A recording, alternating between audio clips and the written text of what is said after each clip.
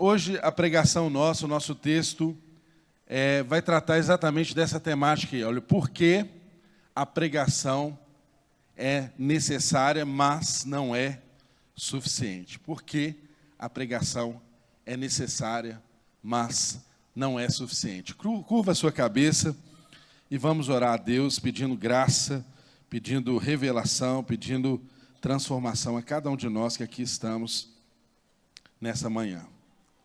Pai, nós te agradecemos pela oportunidade de estarmos aqui reunidos como igreja, te agradecemos pelo teu favor, por essa graça especial de estarmos aqui em 2024, celebrando juntos, cultuando juntos ao Senhor. Te agradecemos por nossas famílias aqui representadas, por nossos filhos, por nossas crianças. Te agradecemos por essa igreja que nasceu segundo a sua vontade e é conservada segundo a sua vontade, Senhor.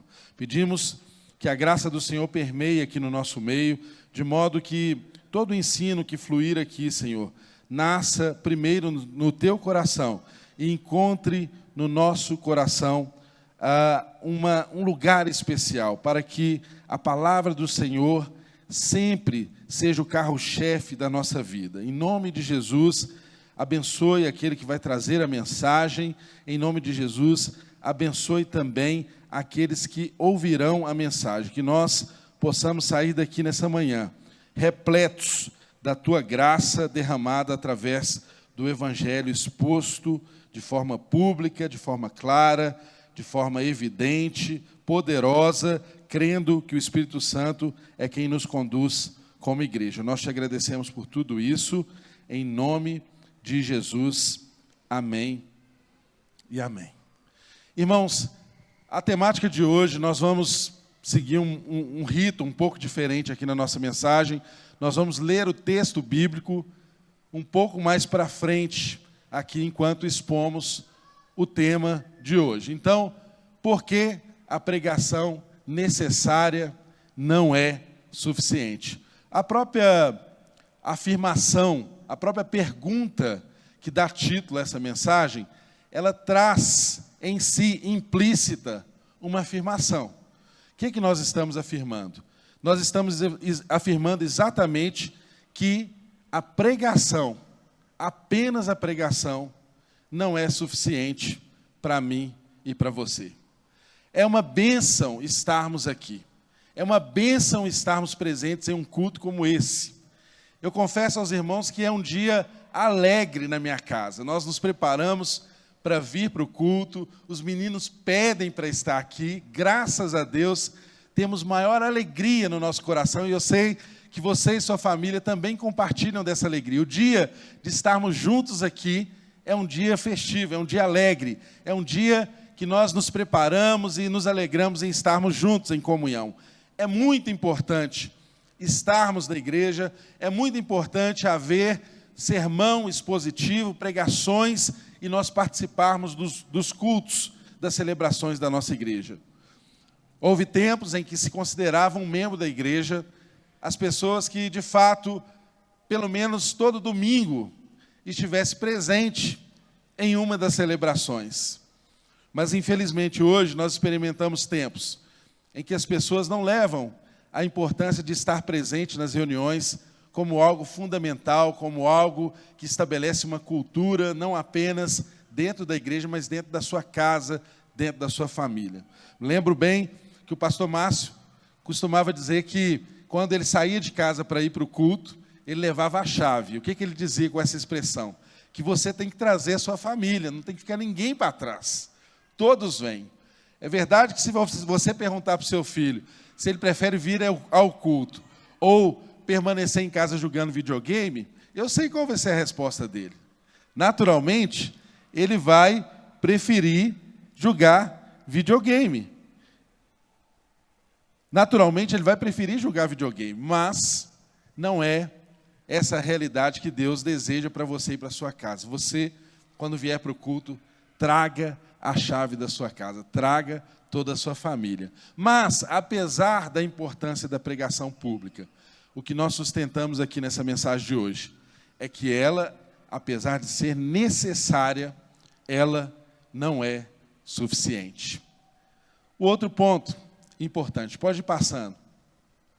Aqui se refere os termos desse título, que diz necessário e não suficiente. Então, é importante desde já nós entendermos esses termos. Não estamos falando aqui, irmãos, que a pregação não é necessária e suficiente no que diz respeito a uma mensagem que traga salvação.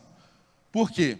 Nós sabemos que muitas pessoas podem ser salvas, tiradas do império das trevas e transportadas para o reino de Deus, para o reino do Filho do amor de Deus, através de uma única mensagem, de uma única pregação.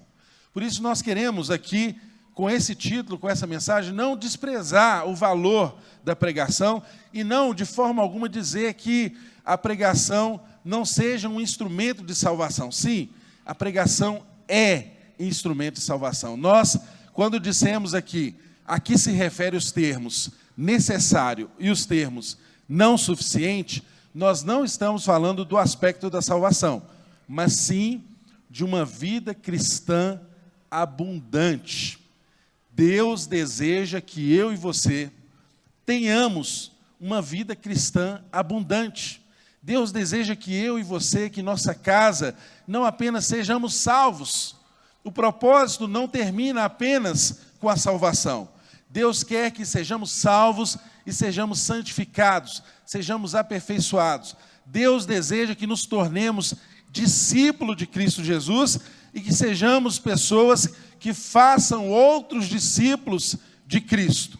Essa é a circunstância ideal, adequada, que eu e você, na medida do dom que nós recebemos, sejamos em todo o tempo responsáveis por nos transformarmos em discípulos e por fazermos discípulos. Agora, eu e você temos que ter consciência que o chamado da igreja em fazer discípulos não se trata de fazermos discípulos que sejam a nossa cópia. Porque se fizermos discípulos que sejam semelhantes a nós, a gente pode estar reproduzindo um monte de anomalia, um monte de defeito, um monte de problema.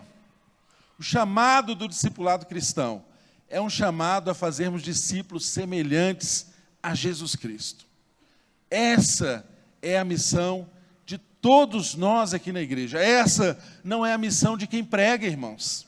É por isso que a mensagem, que a pregação pública de uma reunião como essa, apesar de necessária, ela não é suficiente. Porque essa é uma corresponsabilidade. Todo cristão é chamado a ser transformado em discípulo e a fazer discípulo enquanto anda, enquanto caminha nessa terra. Não fazemos discípulos que sejam a nossa cópia. Fazemos discípulos que sejam parecidos com Jesus Cristo. Os pastores não pastoreiam segundo os seus preceitos. Mas o que nós fazemos como pastores? Nós chamamos todos vocês e todas as ovelhas que Deus nos der para estar debaixo das asas do nosso pastor. Porque pastor também tem pastor. O nosso pastor é Jesus Cristo de Nazaré. Ele cuida de nós.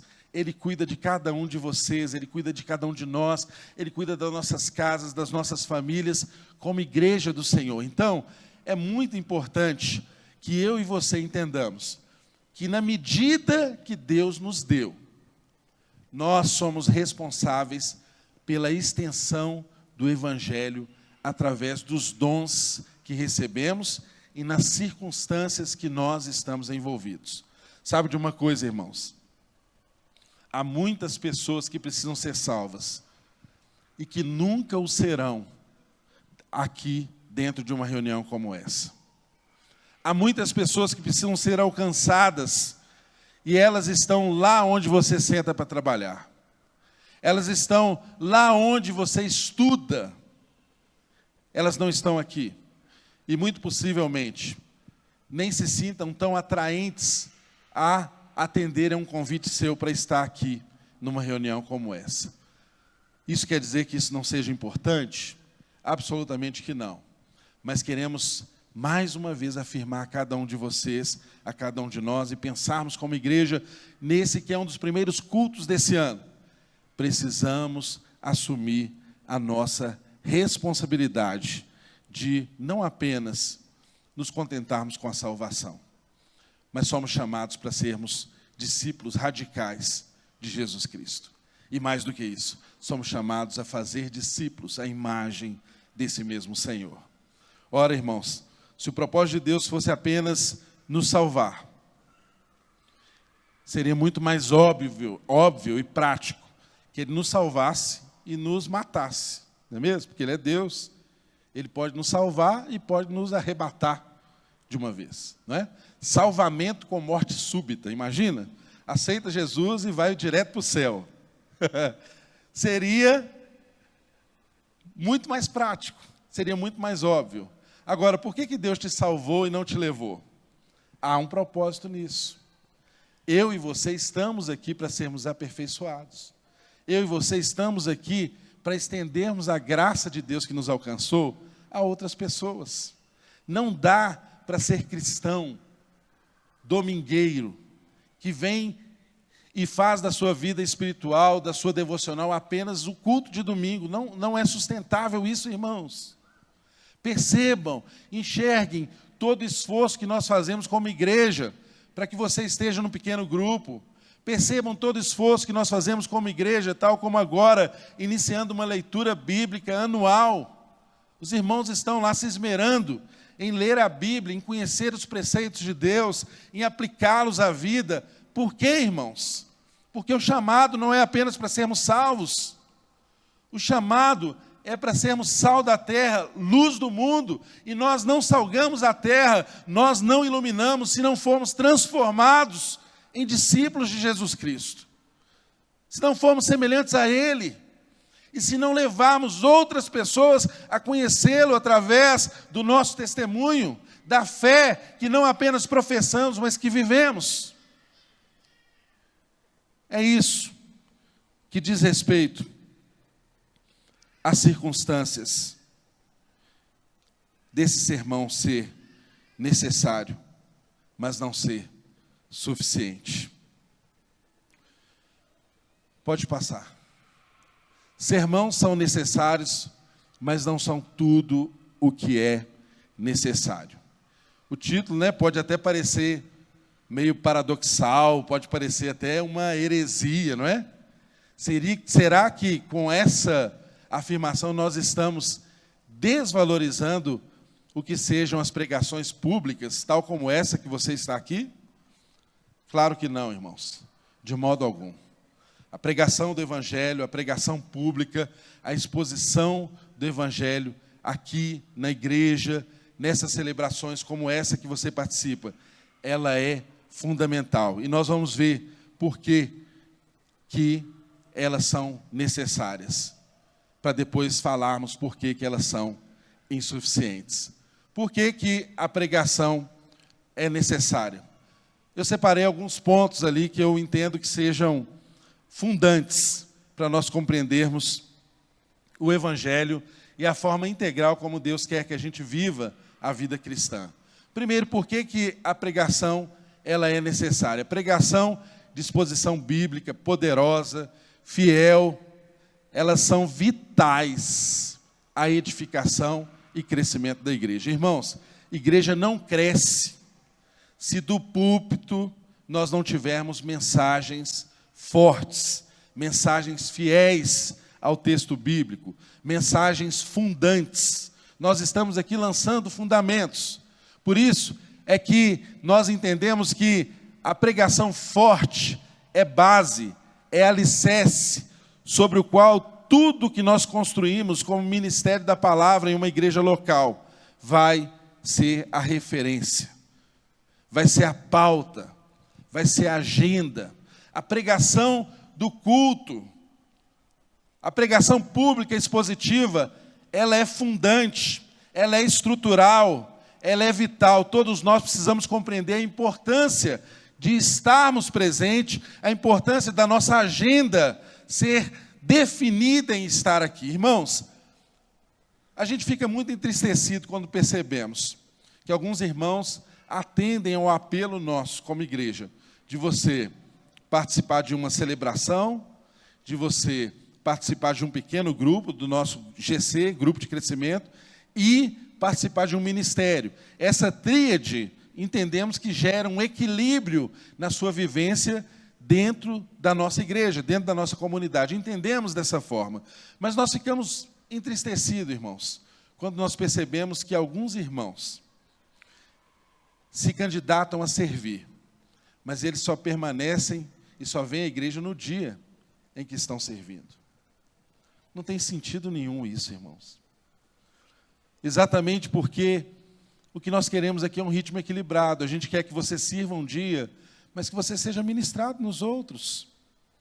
Então, se alguém que se candidata a servir, a estar presente no ministério, vem à igreja apenas no dia que serve, sabe o que acontece? A gente tem um monte de gente servindo, mas essas pessoas servem, mas não são expostas à palavra de Deus, que é o que está acontecendo aqui, nessa manhã. Elas sempre estão presentes no dia em que elas não estão aqui. Ou se estão ocupadas com outras atividades, de modo que elas não estão ouvindo o que é a palavra de Deus para essa igreja. Não estão ouvindo o que é algo fundante, algo edificante nas suas próprias vidas, para suas famílias. Irmãos, nós não desejamos isso. Quando programamos eventos, ministérios, trabalhos, e incentivamos as pessoas a estarem, pensamos em uma completude. Quando pensamos em envolver muitas e muitas pessoas nas atividades ministeriais, é exatamente para ficar leve para todos, para que todos tenham oportunidade de servirem e de serem servidos. Irmãos, a realidade firme na nossa convicção é que tudo parte aqui, do púlpito. O púlpito é fundante, o púlpito é central. Se você não frequenta os cultos, como é que vai ser? Uma igreja, ela se faz forte se ela tem o púlpito forte. Se a palavra de Deus é ministrada com fidelidade, com exposição bíblica. De igual modo, se a igreja tem um púlpito fraco, não adianta ela ter muitas estruturas, não adianta ela ter muita gente trabalhando, não adianta ela ter muitos eventos, muita coisa acontecendo, porque ela não vai conseguir formar discípulos de Cristo. Ela pode conseguir adeptos, ela pode conseguir seguidores, ela pode conseguir um grande público, uma multidão de pessoas, mas ela não vai conseguir formar discípulos de Jesus Cristo. Porque o que forma discípulo de Jesus Cristo não é meramente os encontros que fazemos e somos expostos a uma mensagem pública, apesar dela ser fundante, apesar dela ser importante. Irmãos, eu gosto dessa visão de que o ministério da pregação pública é uma estrutura que estabelece o padrão e a agenda para que todos os outros ministérios da palavra aconteçam dentro de uma igreja. Por quê? Porque o ministério da palavra não se resume a pregar o evangelho aqui no púlpito. O ministério da palavra não se resume a isso. E por que é tão importante a pregação do púlpito? Por que ela é fundante? Por que ela é fundamental? Irmãos, eu gosto da expressão exatamente de alicerces, de fundamentos, porque eu gosto de construção, irmãos.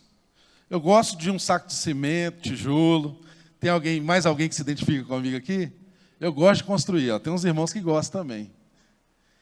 Então, irmãos, o que nós pastores estamos fazendo aqui?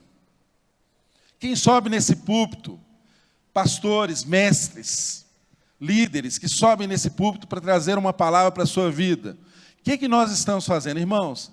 Nós estamos lançando alicerces, nós estamos lançando fundamentos. Os irmãos às vezes não têm ideia de quantas e quantas horas e dias estamos meditando acerca de uma palavra para ser trazida aqui como mensagem de Deus para mim e para você. porque nós estamos pedindo ao Espírito Santo de Deus para nos levar aos lugares mais profundos daquela revelação, para isso ser trazido como palavra de Deus para a minha vida e para a sua vida. Alicerces fala de lugares profundos. Quando vamos construir uma casa, nós precisamos sondar o terreno. E graças a Deus que nenhum dos pastores, pregadores dessa igreja fazem isso sozinho, porque o Espírito Santo, ele é especialista em sondar. Ele sonda os nossos corações, ele sonda a nossa vida, e ele também é especialista em nos ensinar todas as coisas. Ele nos leva às profundidades, às coisas fundantes da palavra de Deus. E quando ministramos aqui, a nossa preocupação, irmãos, é em lançar fundamentos, base firme, segura, para que a sua vida cristã seja construída, para que o discipulado se torne uma realidade na sua vida e na vida daqueles que estão ao seu redor. Aquele que vai construir, ele precisa sondar o terreno. Ele precisa cavar até os lugares mais profundos para encontrar terra firme ou uma rocha, onde o fundamento possa se apoiar. É isso que buscamos fazer aqui, irmãos. Aquele que lança fundamentos, ele precisa amarrar ferragens, ele precisa amarrar a cinta daquela construção, ele precisa concretar aqueles fundamentos com um concreto certo, na medida certa, para que aquilo sirva de base para tudo que vai ser construído. Irmãos, o que estamos fazendo aqui é construindo alicerces. Agora eu pergunto a você, adianta a gente construir um alicerce de uma casa maravilhosa e depois pararmos apenas nos fundamentos? Não tem sentido algum, irmãos. Não tem sentido nenhum. Eu me lembro da minha infância, talvez alguns aqui também se lembrem, que as coisas não eram bem como hoje, em que você tem linhas de crédito para aquisição da casa própria, não é? Você vai nos bancos e os bancos financiam a casa própria. Hoje em dia as pessoas não constroem muito como era antigamente. Mas como que acontecia antigamente? Talvez seus pais tenham feito assim. Eles se esforçavam, compravam um lote, né? Eu comprei o lote. Aí juntavam uma grana e fazia o quê? O alicerce. As construções eram por etapa. Quem já construiu assim aqui? Levanta a mão. Denuncia a sua idade aí, ó. 50, 60. Lançava o alicerce, não é verdade? Aí depois juntava uma grana de novo e fazia o quê? Vou levantar a parede. Levantava a parede. Juntou mais dinheiro. Vou bater a laje. Não era assim, irmãos? Ou eu estou dando um exemplo que é fora da realidade de vocês? Levantem a mão aqui, vocês estão entendendo? Vocês já vivenciaram isso? Quem aqui foi criado num canteiro de obra? Levanta a mão aí. Os pais estavam sempre construindo, não é mesmo? Construía o que era suficiente. Eu estou dizendo aqui, irmãos, de um tempo em que para casar a gente precisava de um fogão, né? De uma mesa e de cama. Que geladeira que nada. Tem mesa, tem fogão e tem cama, está tudo certo. A carne a gente salga, não é? A comida, sei lá, qualquer coisa a gente faz. Nem geladeira precisava, não é? E muito amor e disposição para trabalhar e construir. Quantos e quantos dos nossos pais começaram a vida assim, irmãos? Não é? É até uma incoerência. Hoje, as pessoas fazem tantas exigências, né, para dar os primeiros passos de responsabilidades em relação ao casamento, não é? E quando a gente olha para a história dos nossos pais, que tiveram famílias que deram certo, que criaram 8, 10 filhos, a gente fica aí no desafio, o tempo passando. A gente tem que aprender também, olhando no retrovisor, né, irmãos? Aprender com aqueles que vieram antes de nós. Mas do que estou falando, irmãos? Estou falando que no passado era comum a gente, às vezes, ver um lote que estava sendo vendido com o alicerce construído. A pessoa até colocava no anúncio lá, vendo, né? Lembra quando a gente lia os anúncios no jornal? Já existiu o jornal de papel, viu, irmãos? Aqueles que... Já existiu, quando você ia comprar uma casa, você lia o jornal, papel, os anúncios, dividido lá por bairro, por região. Aí quando você lia lá os anúncios, o que estava escrito lá? Vendo lote alicerce pronto, não é? O que acontecia? Muitas pessoas, às vezes, compravam lote, lançavam os fundamentos, faziam alicerce, mas não construíam a casa. Ficava aquele projeto pelo meio do caminho, não ia adiante. Por que eu estou dando esse exemplo simples aqui para nós? Irmãos, porque igreja é edifício. A vida em igreja é construção. Eu e você somos chamados a construirmos, a edificarmos a igreja. E às vezes, irmãos, é tão triste nós percebermos pessoas que fazem da sua construção, do seu edifício, do ser igreja, meramente uma vinda ao domingo, para ser exposto a um sermão público. Sabe o que você está fazendo? Você está morando apenas em cima do alicerce. Você não está construindo parede. Você não está batendo laje. Você não está acabando essa casa para que ela seja abrigo de um lar. Entende, irmãos? O ser igreja é exatamente isso. Nós temos essa consciência de que os pastores, os líderes, eles lançam a mensagem aqui como fundamento. Mas não necessariamente quer dizer que nós vamos ficar levantando parede, que nós vamos rebocar as paredes, que nós vamos fazer a parte elétrica, a parte hidráulica. Isso é a igreja que se constrói, os dons é que nos une, que nos faz ser aquilo que Deus espera que sejamos. E ainda bem que é assim, porque nós não podemos construir fora dos fundamentos, irmãos. Qualquer construção na vida que esteja fora de bons fundamentos, ela vai ruir, ela vai cair. É um castelo de areia.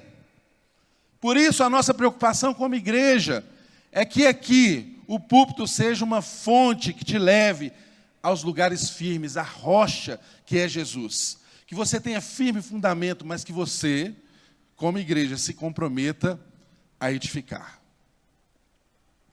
E tem irmão que tem o dom de fechar paredes.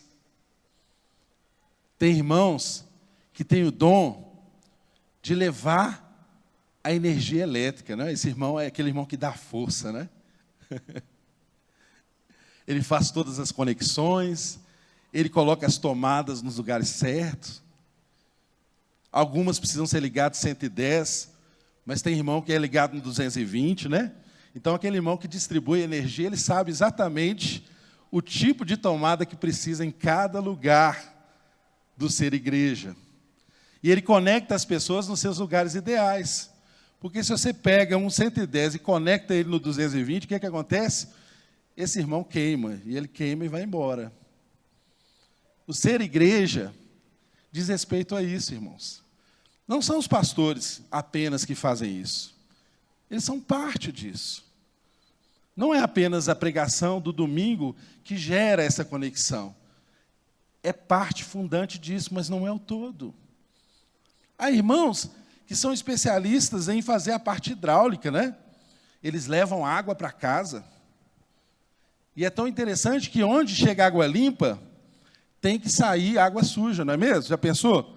No banheiro da sua casa não chega água limpa, tem que ter um lugar para sair água suja. Na pia da sua casa não chega água limpa, tem que ter um lugar para sair água suja. Então, irmãos que têm essa característica, o que eles fazem? Eles têm um poder, e a palavra é um símbolo, a água é um símbolo da palavra, né? Eu quero me dar essa licença de usar essa simbologia. Eles têm o poder de nos lavar, de nos conectar com a palavra de Deus que nos lava.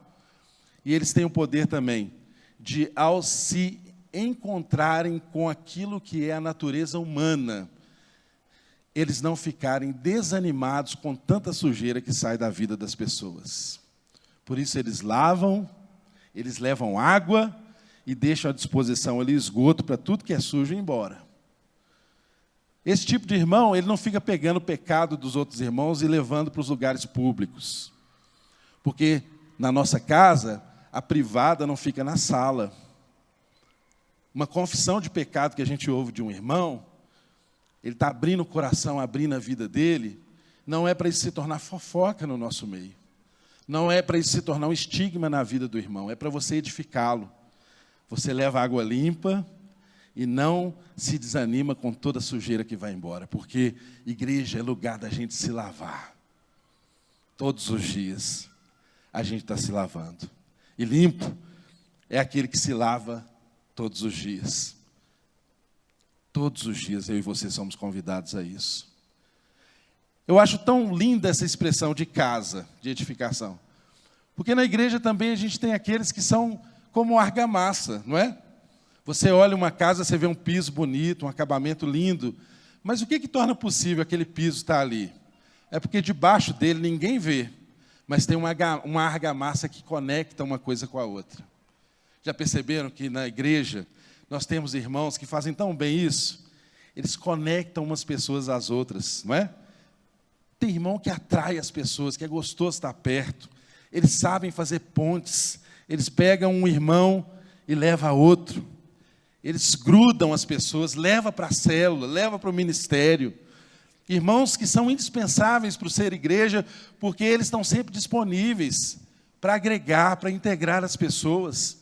Eles recepcionam bem, eles olham para o ambiente, percebem as pessoas que são novas, priorizam ir até elas, conhecê-las, convidá-las, inseri-las. Não tem irmãos que fazem isso espontaneamente? E o fazem, às vezes, melhor do que os próprios pastores. Por quê, irmãos? Porque somos igreja. Cada um de nós temos uma função. O edifício não funciona, ele não levanta, se todos não trabalharem. Tudo tem que estar no seu devido lugar. Imagina, se você é um irmão que cuida da elétrica, aí você faz todo o cabeamento da casa, mas não tem energia elétrica na rua disponível, não é? Que fonte que você vai ligar? De onde que virá a energia? Tudo está ligado a Deus. Imagina um irmão que faz todas as conexões da água e chega na rua, liga os canos no padrão de energia elétrica. Vai funcionar? Absolutamente que não. É o padrão da Copasa, aqui em Minas, não é? Em outros lugares, se você está assistindo a nossa mensagem, participando conosco, pode ser outra empresa. Mas tudo tem que estar no seu devido lugar. Igreja é edifício. Se você não assumir esse compromisso, nós vamos ficar apenas nos fundamentos. Podemos ter um púlpito forte, podemos ter mensagens poderosas que te desafiam, que te consolam, que te confortam, mas não são suficientes para levá-lo a vivenciar o discipulado que Deus deseja que eu e você vivamos. O sermão é uma chamada à ação. Toda a congregação se alimenta, é consolada, edificada, mas também é desafiada. É um desafio de todos nós. A igreja não é dos pastores, a igreja não é dos ministros, a igreja não é dos líderes de ministérios. Tudo que acontece só acontecerá da forma como Deus deseja, da forma como Deus sonha, se eu e você, como membros, assumirmos o nosso lugar no corpo. Entenda, isso é fundamental. Quero fazer aqui uma citação muito importante. Peter Adam, ele disse algo muito fundante para o ser igreja e para a importância que há no sermão público, na pregação expositiva, mas também em todas as ações dentro da igreja. Por isso, eu quero ler essa citação, que é fruto de um trabalho de pesquisa de todos os pregadores do Novo Testamento, bem como das exposições de Calvino e tantos outros pregadores importantes na história. Olha o que ele conclui. Olha, embora a pregação seja uma forma de ministério da palavra, muitas outras formas são refletidas na Bíblia e na vida da igreja cristã contemporânea. É importante assimilar com clareza esse ponto, pois, do contrário, tentaremos e faremos a pregação levar um peso que não pode suportar. Ou seja, o peso de fazer tudo que a Bíblia espera de outras formas de ministérios da palavra. Então, irmãos, em suma, o que ele está dizendo aqui? Não é tudo na pregação pública. O ministério da palavra é mais amplo do que sentar aqui e ouvir um sermão expositivo abençoado aos domingos. Se nós deixarmos esse peso apenas para o sermão de domingo, a nossa vida, entra ano e sai ano, vai continuar a mesma coisa. E é por isso que nós conseguimos ver uma nítida diferença em pessoas que às vezes são novos convertidos e com 6 meses estão anos-luz à frente de pessoas que estão 10 anos sentados ouvindo boas mensagens nos cultos das igrejas. Porque esses de 6 meses se entregaram completamente à realidade do evangelho do discipulado. Não se limitaram a apenas sentarem e ouvir sermões. Não permaneceram como consumidores de sermões. Porque essa é uma mentalidade que, infelizmente, alcança muitas e muitas vidas e a história da igreja. Houve um tempo em que os pastores eram líderes clérigos. Eles entregavam mensagens aos domingos, eles faziam visitas, eles pregavam em cultos e ocasiões especiais, como casamento, cultos fúnebres, e estava tudo bem, mas as congregações ficavam limitadas ao ministério do pastor. Elas não conseguiam crescer além do que os dons recebidos pelo pastor poderiam proporcionar. Eram ministérios clérigos. Abençoavam? Sim, mas tinham suas limitações. Percebidas essas limitações, depois, na década de 70, nós começamos a ter ministérios em que os pastores começaram a se portar como verdadeiros diretores executivos, como verdadeiros gerentes de igrejas. Agora, em vez de cuidar e visitar individualmente as suas ovelhas, eles começaram a gerenciar talentos. Eles começaram não mais a cuidar de uma loja com um funcionário, mas eram gerentes de uma loja de departamentos.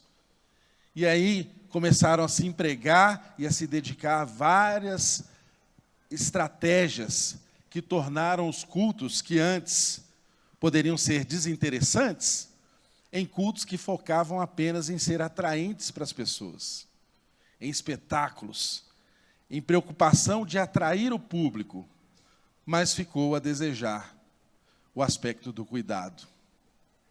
O que nós experimentamos hoje, irmãos, é um esforço para que a palavra fundante que flui do púlpito seja algo que desperte em você o desejo de se tornar um discípulo, de formar discípulos de Jesus Cristo.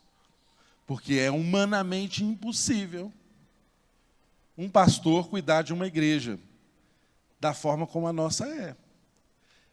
Eu digo para você que ainda que eu pegue todos os pastores aqui da nossa igreja e divida para o número de pessoas que nós temos, e marquemos encontros pessoais, talvez a gente não consiga em um ano encontrar todo mundo. É difícil. Mas você pode ser cuidado, você pode ser pastoreado, se você exercer o seu dom e se você se envolver. Se você estiver perto, se você estiver em um pequeno grupo, se você estiver em um ministério. Tudo fica mais harmônico, mais fluente, a partir do momento em que nós nos comprometemos com algo além do ministério da palavra que flui nos cultos de domingo. Então, o resultado da pesquisa e da conclusão de Peter Adam diz respeito a nós. Não podemos trazer para a pregação de domingo um peso que ela não deva carregar. Estamos aqui lançando fundamentos, mas o edifício tem que ser construído por todos nós. É a chamada, é a responsabilidade de todos que estamos aqui nesse ministério. Pode passar. Como fazemos prova disso no Evangelho? Eu quero compartilhar então agora o texto da palavra. Abre aí Atos capítulo 20, que eu quero dar um exemplo aplicado da palavra sobre o que estamos falando. Atos capítulo de número 20. Vamos fazer aí uma breve leitura e vamos comentando, expondo aqui as Escrituras à medida que lermos. Vamos ler a partir do verso 17. Está escrito aí: de Mileto, Paulo enviou uma mensagem a Éfeso, pedindo aos presbíteros da igreja que se encontrassem com ele. E quando chegaram, Paulo lhes disse. Então, primeiro detalhe, Paulo está chamando um público qualificado. Ele está retornando para Jerusalém, depois de uma viagem missionária, e ele quer dar exortações fundamentais, fundantes, para a vida dos seus discípulos, que agora eram presbíteros. E ele então chama esses discípulos à parte e começa a tratar de assuntos fundamentais com eles, que diz respeito a nós. Você pode pensar assim: eu não sou um presbítero. Irmão, segundo o Novo Testamento, o sacerdócio é universal. Todos somos sacerdotes de Cristo. Todos somos discípulos de Jesus. Todos somos responsáveis por levar o Evangelho, por ter uma vida na palavra de Deus. E o que o texto continua a dizer? Paulo dizendo para esses presbíteros: vocês sabem como me conduzi entre vocês em todo o tempo, desde o primeiro dia em que entrei na província da Ásia, servindo o Senhor com toda humildade, com lágrimas e com provações que me sobrevieram pelas ciladas dos judeus. Percebam, Paulo diz assim: vocês sabem. Ele começa com essa expressão forte. Vocês sabem. A que Paulo está chamando atenção aqui para a vida dessa igreja? Para o fato de que o testemunho cristão, ele é tão importante quanto a pregação do Evangelho. Paulo está dizendo para eles assim: olha, eu preguei o Evangelho para vocês, mas vocês sabem de todas as circunstâncias como o fiz. Vocês sabem que eu fiz isso de uma forma serviçal. Vocês sabem que eu fiz isso com lágrimas. Vocês sabem que eu fiz isso humildemente. Vocês sabem que eu fiz isso experimentando provações e diversas ciladas que os judeus fizeram contra mim. Paulo está se lembrando do seu caminho com aqueles irmãos, do dia a dia com aqueles irmãos. Está lembrando esses irmãos daquilo que eles sabiam. Então, irmãos, o chamado para mim e para você como igreja, atendendo ao apelo de Paulo, é sabermos da vida e do dia da igreja, do ministério, daquilo que nós vivenciamos, de onde estamos. Paulo tinha essa graça especial de que ele não era um mero pregador de exposições públicas, mas ele era um homem que vivia a vida comum dos irmãos. Ele estava misturado com eles. Ele dividia suas lágrimas. Ele dividia humildemente o serviço. Ele dividia com os irmãos as suas provações. Os irmãos ajudaram Paulo diversas vezes a escapar de ciladas. Paulo sozinho não teria feito isso. Ele fez isso porque ele vivia em igreja. Ele fez isso porque ele tinha ao lado dele pessoas comprometidas com o Evangelho. Pessoas que o amavam. Pessoas que não tinham um compromisso meramente religioso com ele, mas o amava, que o protegia, que o impulsionava, que o direcionava, que proporcionava o ambiente para que o Evangelho se espalhasse através da vida de Paulo. Percebam, ele continua o texto dizendo assim, no verso de número 20, olha, de novo ele usa a expressão: vocês sabem que jamais deixei de anunciar o que fosse proveitoso e de ensinar isso a vocês publicamente e também de casa em casa. Percebam que Paulo está nos ensinando aqui nessa passagem que o Evangelho, ele só pode ser vivenciado de uma forma equilibrada se aquilo que nós ensinamos publicamente, nós também vivamos de casa em casa. Irmãos, não é suficiente estarmos apenas nessa reunião. A igreja precisa se estabelecer de casa em casa. A igreja precisa se estabelecer nos lares.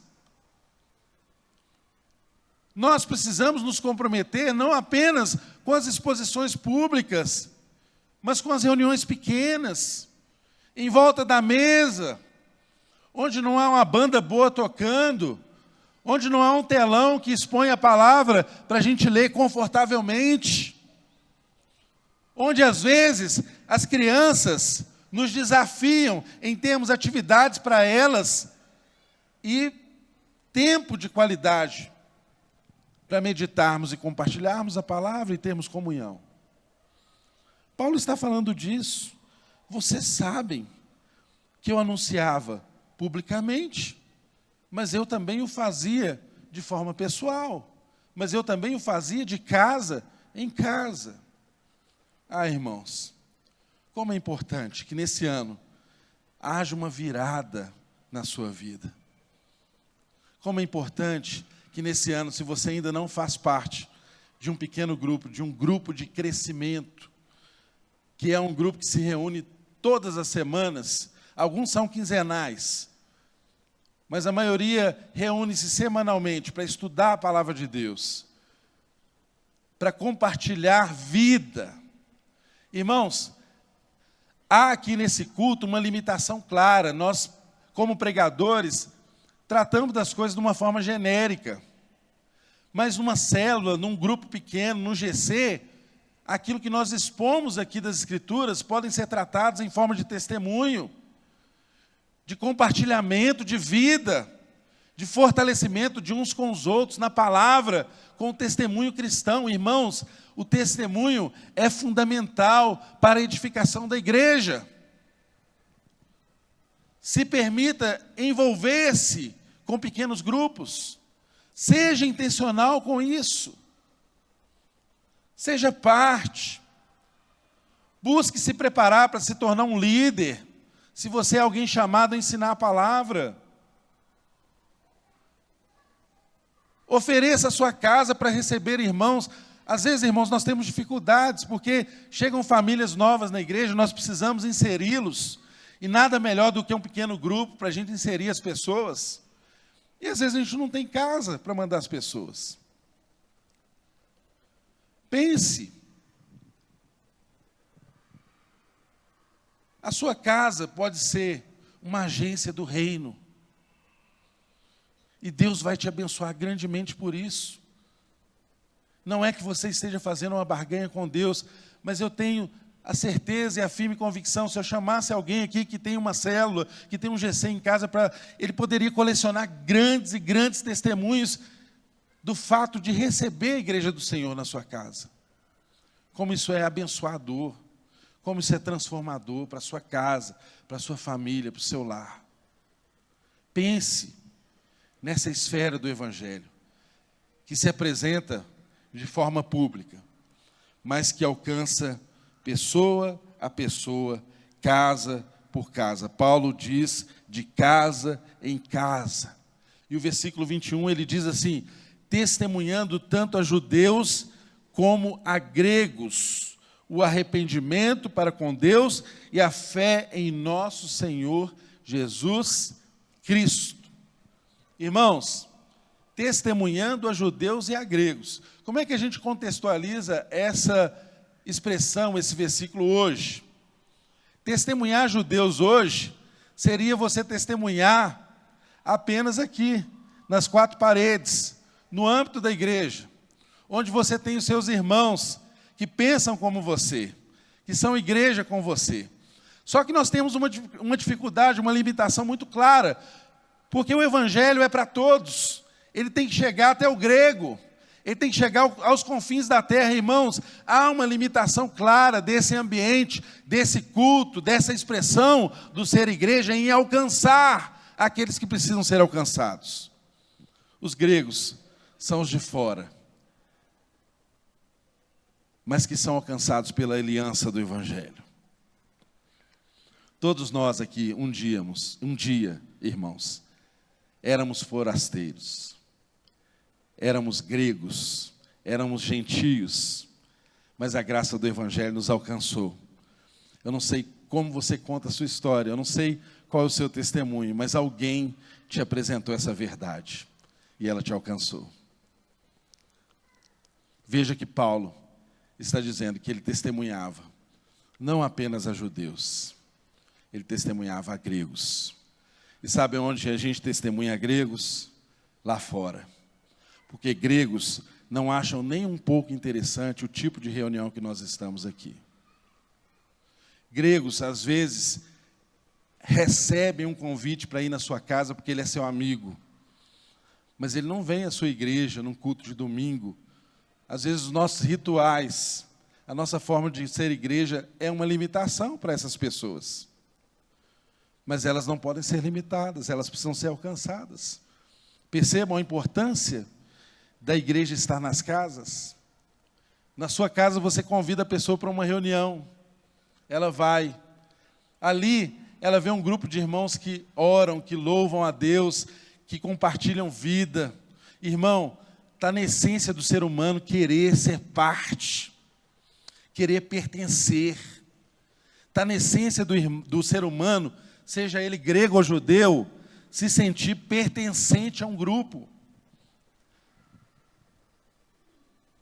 Há um poder inerente às reuniões em casas que é algo fundamental, que é fundante na vida da igreja. Eu e você precisamos nos despertar para isso, irmãos, para que o nosso testemunho alcance o maior número possível de pessoas. Para que os gregos que não chegam aqui, num primeiro momento, possam chegar lá na sua casa, no seu grupo. Aí você convida a pessoa, primeiro para ir na sua célula, no seu GC. Ela vai conhecer pessoas. E talvez depois de 1, 2 encontros, ela mesma se convide, se candidate a vir em uma celebração como essa. E aí quando ela chegar aqui, sabe o que vai acontecer? Aquelas pessoas que ela conheceu lá no GC, irão recepcioná-la, irão incluí-la, irão apresentá-la a outros. Sabe qual que é o resultado disso? Alguém se sentir acolhido em um grupo grande como esse. Olha que tremendo. Deus fará uma grande obra na vida dessa igreja, eu creio. E isso, irmãos, acontecerá a partir do momento em que eu e você tomarmos posse da nossa ferramenta, do nosso lugar, do nosso dom, e não sermos mais consumidores de sermões fortes. Porque, infelizmente, principalmente pós-pandemia, a igreja do Senhor se tornou uma consumidora de sermões. Tem muito irmão que não vem mais à igreja porque escolhe os pregadores da sua preferência pela internet. Não tem comunhão, não tem responsabilidade, não tem envolvimento, não está em um ambiente que o aperfeiçoa. E tem irmãos que não se permitem estar em pequenos grupos. Perdem a oportunidade do testemunho, que é tão transformador na vida de todos nós. Como é bom, irmãos, ver o Evangelho transformando a vida das pessoas. Como nos consola, irmãos, saber que os sofrimentos, que as privações que a gente passa, não são exclusivamente nossas. Tem irmãos que vivem coisas muito piores do que a da gente. Quando a gente está num ambiente que a gente compartilha, a gente começa a perceber e começa, inclusive, a ser mais gratos a Deus por tudo que Ele tem nos dado, porque os nossos problemas diminuem de tamanho quando a gente percebe o outro, quando a gente ajuda o outro, quando a gente se compromete com o outro. Deus está nos chamando a essa realidade que Paulo traz aqui tão claramente nesse texto. O texto diz assim, que ele testemunhava a judeus e a gregos acerca do arrependimento para com Deus e a fé em nosso Senhor Jesus Cristo. Na igreja, para subir aqui no púlpito e pregar, a pessoa tem que estar minimamente preparada pelo Espírito de Deus, ser apta a ensinar, a ler e a interpretar as Escrituras. Mas Paulo não está falando apenas disso. Ele está falando de uma pregação tão eficiente. Sabe qual pregação é essa? É a que todos nós somos capazes de fazer. Eu, você, todos nós, podemos falar do arrependimento que nos alcançou. Todos nós podemos falar da fé que temos em Cristo Jesus. Eu posso ver Paulo pregando nas escolas filosóficas, mas eu vejo um Paulo também se assentando com famílias e falando assim: olha, eu era um perseguidor dos cristãos. Eu estava no caminho de Damasco com autorização para amarrá-los e levá-los em cativeiro. Mas eu tive uma experiência com um Deus que eu não conhecia.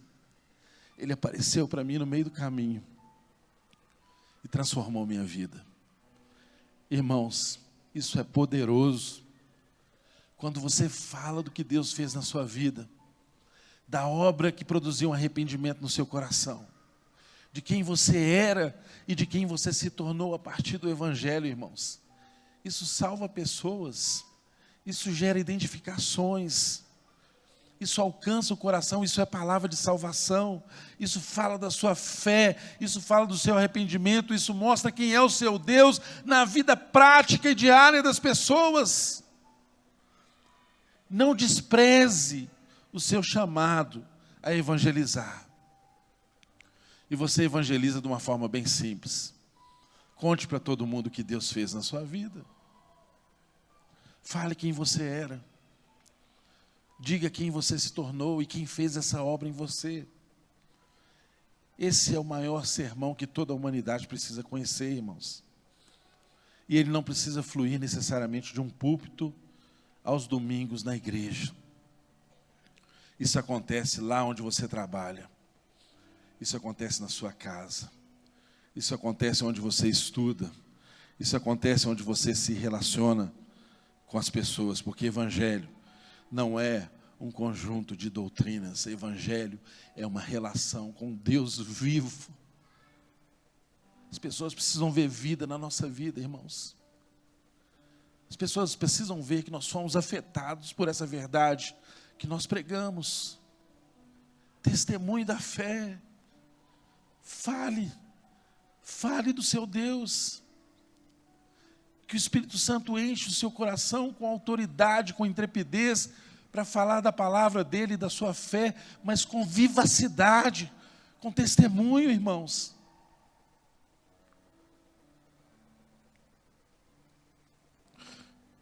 Já estamos encerrando.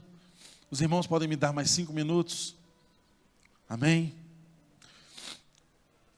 O texto nos diz,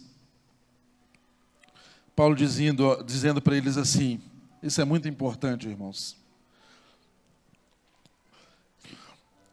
que ele testemunhava o arrependimento para com Deus e a fé em nosso Senhor Jesus Cristo, e o verso 22 diz, e agora, impelido pelo Espírito, eu vou para Jerusalém, não sabendo o que ali vai me acontecer. É certo que o Espírito Santo, de cidade em cidade, me assegura que prisões e sofrimentos estão à minha espera. Porém, em nada considero a vida preciosa para mim mesmo, desde que eu complete a minha carreira e o meu ministério que recebi do Senhor Jesus para testemunhar o Evangelho da graça de Deus. O ministério de Paulo, o meu ministério, o seu ministério é um só: testemunhar da graça de Deus. E Paulo está dizendo algo que fala muito ao meu coração da circunstância em que nós vivemos. Ele estava em direção a Jerusalém. Ele não sabia o que poderia acontecer com a vida dele, mas ele sabia que sofrimentos, prisões estavam à sua espera. Irmãos, tal como Paulo, nós não sabemos o que nos espera. temos vivido dias tão terríveis. A sociedade tem caminhado por um caminho tão terrível, que talvez Deus queira nos preparar para dias em que a expressão do ser igreja seja possível, sim, apenas em volta de uma mesa. Dias em que talvez não tenhamos mais a oportunidade de termos uma expressão pública de pregação, tal como essa que eu e você aqui estamos. E se isso acontecer, ou quando isso acontecer, aqueles que aprenderam a ser igreja vão conservar o testemunho do Evangelho, independente da circunstância, independente das dores, das aflições, das limitações que sofrerem, vão continuar a testemunhar do poder, da glória de Deus, do arrependimento e da fé que nos alcançou. Paulo, ele continua esse texto, dizendo que o importante para ele era completar a carreira. Aquilo que era valor deixou de ser valor, e o que se transformou em um valor para ele foi completar a carreira. E a carreira era testemunhar o Evangelho do reino, anunciando todo o plano de Deus. É isso que nós fazemos, irmãos. E para finalizar, ele diz aqui no verso 28, algo que é fundamental para mim, para você, para o nosso chamado como igreja, e para o nosso chamado de cuidar de pessoas. Ele diz assim: cuidem de vocês mesmos e de todo o rebanho, o qual o Espírito Santo os colocou como bispos para pastorearem a igreja de Deus, a qual ele comprou com seu próprio sangue. Eu sei que depois da minha partida aparecerão no meio de vocês lobos vorazes, que não pouparão rebanho, e que até mesmo entre vocês se levantarão homens falando coisas pervertidas, para arrastar os discípulos atrás de si. Portanto, vigiem, lembrando que durante 3 anos, noite e dia, não cessei de admoestar com lágrimas a cada um de vocês. Paulo deixa muito claro, irmãos, que o nosso chamado é cuidar de nós mesmos e do rebanho que ele nos deu. Mas o rebanho é dele, a igreja é dele, porque foi ele que a comprou com seu próprio sangue. E ele diz para a gente vigiar. Vigie, irmão. Vigie para você não ser enganado. O texto diz, a semelhança do que Paulo diz aqui, que os lobos apareceriam para enganar, não qualquer tipo de pessoa, mas enganar os discípulos. O engano, para ter o potencial de enganar, o falso, tem que parecer verdadeiro. Conheça o verdadeiro evangelho. Viva o verdadeiro evangelho. Tenha experiência comunitária aqui na igreja, mas não despreze a importância de você estar em um pequeno grupo. Não despreze a importância de você ser formado discípulo de Jesus por alguém. Se permita, se abra a essa realidade e também seja um formador de discípulo, segundo Jesus. Essa é a mensagem que Deus trouxe ao meu coração para essa igreja hoje, irmãos. E para finalizar, pode passar o próximo slide, Marina. Aplicações acerca desse texto. Testemunhe um serviço a Deus com humildade, lágrimas, mesmo em meio a provações e ciladas, irmãos. Esse é o chamado de Deus para nós. Anuncie, ensine publicamente e de casa em casa o Evangelho, pregando a mensagem do arrependimento e da sua fé, testemunhando a judeus dentro e fora da igreja e a gregos fora da igreja, irmãos. Mesmo sem saber o que vai acontecer, se virão prisões, se virão sofrimentos, Siga a carreira que está proposta a mim e a você. Não se desvie do Evangelho. Cuidem de vocês. Cuide da sua casa, irmão. Que tenha Evangelho em volta da mesa na sua casa, irmão. Que os seus filhos aprendam de Deus na sua casa, irmão. Cuidem de vocês mesmos e do rebanho que Deus nos deu. Porque se a gente não cuidar dos nossos, a gente não tem capacidade de cuidar do rebanho. Tudo começa na nossa casa, irmãos. Vigiem, virão lobos, tentando arrastar discípulos. Não meros espectadores, eles se preocupam em arrastar discípulos, pessoas comprometidas com o Evangelho. Trabalhe, atenda às necessidades do próximo. E lembre-se que Jesus entende que melhor coisa é dar do que receber. Aprenda essa realidade que está no último versículo, no número 35 desse capítulo. Paulo lembrando, para finalizar, segundo Jesus, mais bem-aventurada coisa é dar do que receber. Seja alguém dadivoso, seja alguém contributivo, seja alguém desapegado, seja alguém que entrega a vida aos outros. Melhor coisa é dar do que receber. E para finalizar, ficamos aí diante de alguns desafios, irmãos. A evangelização está no centro do ministério cristão.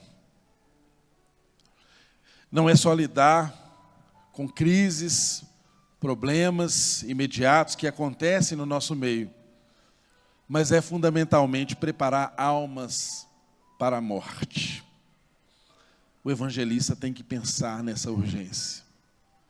Olhe para as pessoas que não conhecem Jesus, que caminham com você, e entenda que elas precisam conhecer Jesus, porque elas têm que estar preparadas para morrer. Elas precisam estar preparadas para morrer. Use todos os meios disponíveis para chamar as pessoas ao arrependimento, à salvação, dos púlpitos às casas, testemunhando arrependimento e fé. É o que nós vimos na mensagem de hoje. Foque não apenas no que estamos ensinando, mas também no que as pessoas estão aprendendo e praticando. Estão crescendo espiritualmente, irmãos? Às vezes a gente tem um foco errado, a gente foca apenas na qualidade do ensino. Mas o que as pessoas estão aprendendo? É tão frustrante para os pregadores, quando descem do púlpito e percebem os irmãos que acabaram de ouvir uma palavra, vivenciando algo que contraria extremamente, diametralmente aquilo que foi ensinado. Então nós temos que ouvir e focar não apenas no que ensinamos, mas cada um de nós percebemos se quem está do nosso lado, quem é o irmão do nosso GC, quem é o irmão do nosso ministério, ele está de fato aprendendo. O que nós fazemos gera nas pessoas crescimento espiritual, as pessoas estão avançando espiritualmente. É uma reflexão para todos nós, como igreja. O discipulado, de casa em casa, é um chamado para todo cristão. Seja membro, anfitrião, líder de um grupo de crescimento. É um chamado da igreja, irmãos. Estamos nos organizando para que cada um dos nossos membros esteja em um pequeno grupo. Talvez você não pode ser um líder, mas você pode abrir a sua casa para receber os irmãos. Talvez você nem esteja ainda fazendo parte de um grupo de crescimento. Você deve colocar isso na sua agenda. Faça parte. Seja parte. Se há alguém aqui que gostaria de se tornar um líder de um GC, ou oferecer a sua casa para ser um grupo de crescimento uma vez na semana, quinzenalmente, não sei. Me procure aqui no final da reunião.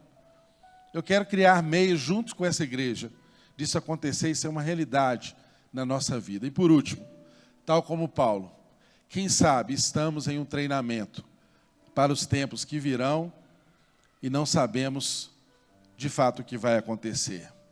Mas sabemos que o Evangelho permanece e a palavra de Deus é eterna. Amém?